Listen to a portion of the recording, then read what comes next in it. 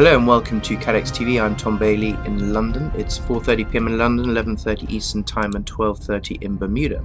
Today's story is the origin of a nearly 70-foot long dock was confirmed by the Japanese consulate in Portland, Oregon by means of a commemorative plaque naming the manufacturer and the discovery of a starfish native to Japan amongst the marine life still clinging to the structure more than a year after it went adrift, according to Oregon Department of Parks and Recreation spokesman Chris Havel. Chris Havel said this is tsunami debris, not just from Japan, but from the tsunami itself. A radiation check of the dock came up negative, which was expected if the dock broke loose before the nuclear power plant accident triggered by the waves. The Parks Department was overseeing efforts to identify and remove the dock. The dock was first spotted floating offshore on Monday and mistaken by several people for a barge. It washed up ashore early yesterday on Agate Beach, a mile north of Newport on the central Oregon coast. And now to New Mexico.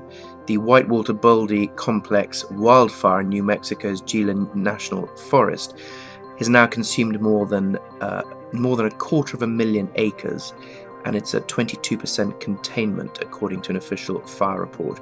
More than 1,000 personnel are battling the lightning-caused fire, which started on May the 16th.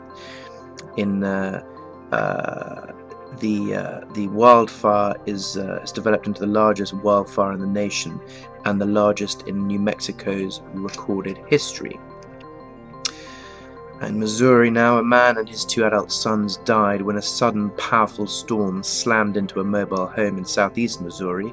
Officials began an investigation to see if the damage was caused by a tornado or straight-line winds.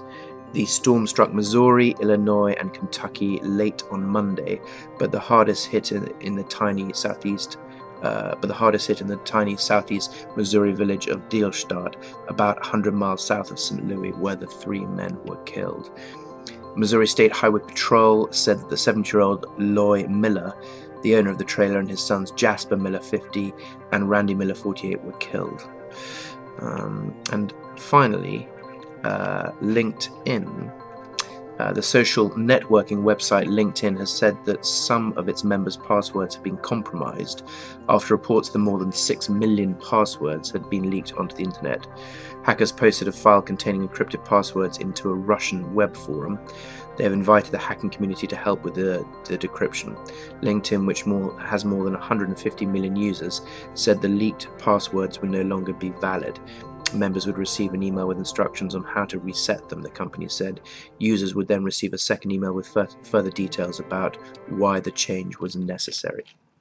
Well, that's all from us today. We'll be back with you at the same time tomorrow with Frank Fortunato back in Princeton.